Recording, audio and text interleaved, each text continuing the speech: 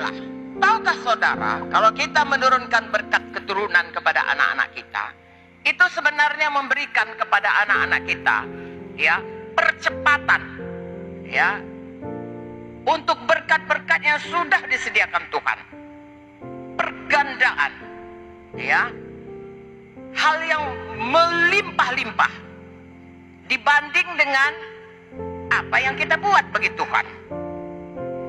Haleluya. Percayakah saudara? Jadi kalau kita menurunkan berkat keturunan, ya, saya ulangi step by step.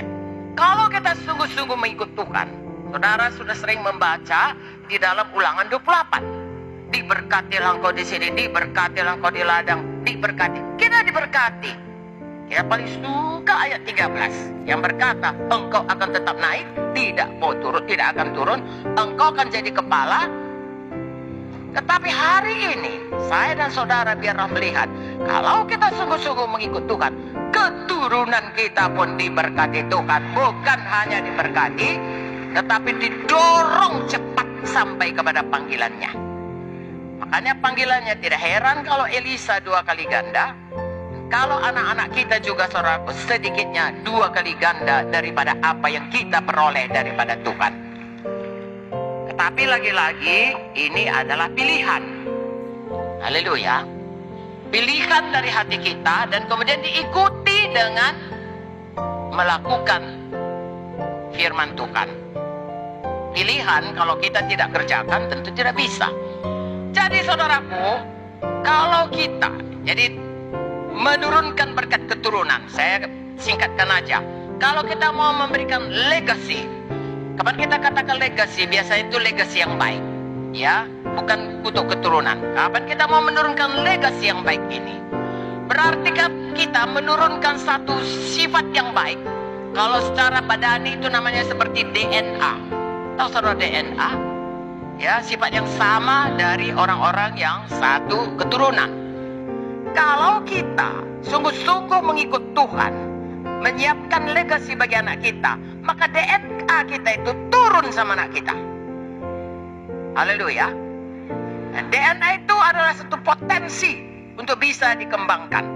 Ya, kalau DNA kita, anak kita pintar, saudara kita pintar, anak kita pintar, saudaraku, maka tinggal mengembangkannya. Sebab kalaupun dia pintar DNA-nya, kalau dia nggak belajar, nggak jadi itu, saudaraku. Ya, tapi seperti misalnya benih padi. Benih padi itu di dalamnya bisa jadi padi yang menghasilkan, ya, banyak-banyak bulir padi, ribuan bulir padi. Begitulah anak kita itu, keturunan kita itu. Kalau kita, saudaraku, hidup dalam jalan Tuhan sebagaimana kita yang baca tadi, sepanjang hidup kita hidup di jalan Tuhan, maka kita mempunyai DNA orang yang takut akan Tuhan. Dan DNA kita itu tadi dikatakan memberkati anak kita. Tuhan akan memberikan DNA yang sama kepadanya. Haleluya. Nanti kita lihat bagian kita untuk mengajari anak kita supaya itu dikembangkannya, sehingga tidak sia-sia DNA kita. Tapi kalau tidak ada DNA, diapain pun tidak bisa. Makanya tadi Tuhan mengatakan, pilihlah hidup, pilihlah berkat kepada keturunanmu. Hiduplah mengasihi aku, hiduplah sungguh-sungguh, berpaut kepada aku. Baik enggak Tuhan itu? Suka enggak kita mematuhi Tuhan? Mau enggak kita memberkati keturunan kita? Nah, pilihlah saudaraku, sungguh-sungguh mengikut Tuhan. Jadi saudaraku, tiap-tiap hari, ya, hiduplah pada jalan Tuhan, hiduplah selalu menabur dalam roh, ikutlah selalu firman Tuhan, dan bertekunlah walaupun ada tantangan, walaupun ada halangan, walaupun ada aniaya, apa saja yang membuat kita bisa mau berhenti. Bertekun terus. Haleluya. 1 Korintus 10:13 berkata, saudaraku, oh, itu tidak akan dibiarkan Tuhan melebihi kekuatan. Dan itu dialami oleh semua orang. Amin, saudaraku. Saya mau kita membaca dari 2 Korintus 4 ayat 16, 17, 18 supaya kita kenal upah yang kekal kalaupun ada tantangan dalam hidup ini.